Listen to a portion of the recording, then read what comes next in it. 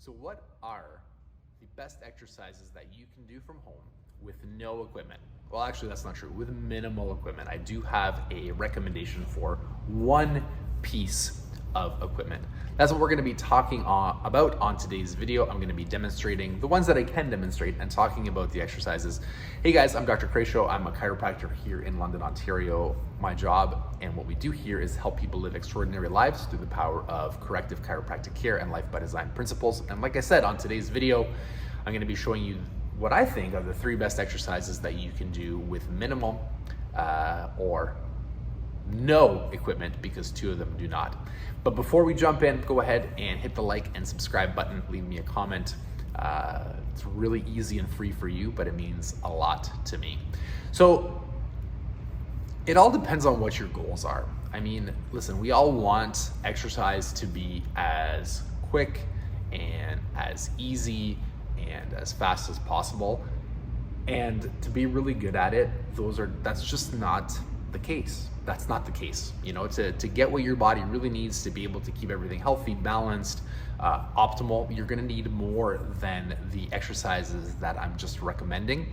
However, it is always nice when you get into a pinch or a bind to know that you can do something that is relatively quick and easy and still get some benefit from it. And the exercises that I recommend are a strength exercise, a conditioning exercise, and just a normal exercise, right? When we break down fitness, we want to look at strength, which is by far the most important and underutilized or undertrained component of exercise out there, conditioning, and then just general movement. You know, the goal or your goal should be to do something physical every day. And the 3 exercises that I recommend in this case is the kettlebell swing, which is why the one piece of equipment that you need is a kettlebell.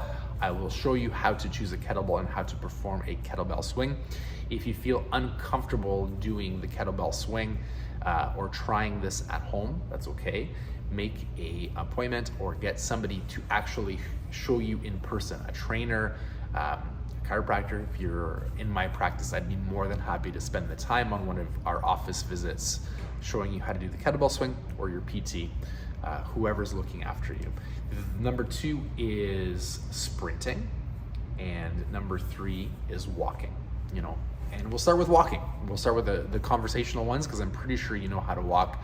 Walking is the most underrated form of exercise. You know, when I hear people in the practice talk about, oh, I just went for a walk, there's nothing just about walking. Walking is awesome. Walking gets you out. It's beautiful weather. It gets you moving your body. It gets you practicing your core. If you're sore while walking, one of the reasons might be because you are not keeping your core braced and nice and tight. It's a great way to help with back pain. It's just a wonderful exercise in general. You can lose a ton of weight while doing it. You know, we're still dealing, and we probably will be for generations to come, but we're still dealing with this myth that I need to train hard or I need to feel like I worked out for it to be a good workout. And by good workout, of course, most people mean like it feels like I'm losing weight. If you're watching what you put into your body, if you're eating a great diet and all you did was walk, you could lose more than enough weight. Exercise number 2, or the conditioning exercise, like I said, is sprinting. Sprinting develops the cardiovascular system. It's that area where you do something hard and fast. And again, sprinting is relative, right? Sprinting means that you're running. If you could run your absolute fastest pace, to be sprinting, you want to be between 80% and 90% of that completely all out maximum pace. And you want to keep that up for 20, or even at the beginning, even if you run for 10 seconds. You know, one of the simplest things that you can do is, instead of going for this massive run, which I'm not against, by the way, in any way, shape, or form, but if you're going for a massive run, just sprint between the telephone poles. You know, every 3 minutes or every 4 minutes, you know, go for a walk, and then in between the telephone poles, sprint, and then walk for another 5 minutes, and then sprint. And again, if you're going to try this, make sure that, you know, you're taking your time and you'll see how many muscles you activate if you actually sprint. And the last one is the kettlebell swing. I'm gonna grab my trusty kettlebell. Now, why am I recommending the kettlebell? This is the kettlebell. Why am I recommending the kettlebell swing? Well, first of all, nothing's complete. You can't completely summarize a good weight training program with one exercise. But if I had to, it would be the kettlebell swing. And for those of you who don't know, the kettlebell swing is when you have the kettlebell in this position and we're doing this. We're going overhead. From the front, it looks like this. Now, what makes that the best exercise? Well, number one, you want to select a weight that is relatively heavy. Now, what does relatively heavy mean? Relatively heavy means that I'm unable to, like if I were to hold this weight up, I can't pick it up and hold it out with this. I actually have to swing it, which means that I have to contract my low back, my glutes. I have to learn how to fire my upper back or control and squeeze my upper back.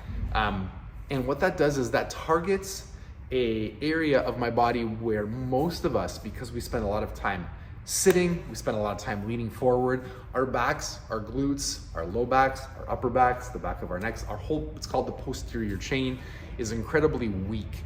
So using an exercise that can get you stronger in that area, that completely targets that whole area, and that can get you some conditioning. I mean, if you were to do, 75 kettlebell swings in a row, you would be pretty tired out. So it hits all of those things all together. And if you're looking for a really, really simple routine, I'll try to find, I have a video for how to make a kettlebell swing or a kettlebell at home.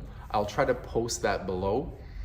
It might be good for a follow-up video if I haven't. So if it's not there, send me a message and I'll get it to you. But again, you want to be able to strength train in a way that's fast. A simple target would be to try to do 75 kettlebell swings all in one shot. And if you have to put the kettlebell down, if you can only do 10 and it gets super heavy and you have to rest for 30 seconds or a minute or even 3 minutes, that's fine. Just get up to 75 and try to get 75 in a row. It's a fantastic workout. So those are the 3 exercises that I recommend: walking, sprinting, and kettlebell swings, if you're unable to get to the gym and actually use some equipment. If you have any comments or questions, please post them below. I hope you're having a wonderful day, and we'll talk to you soon.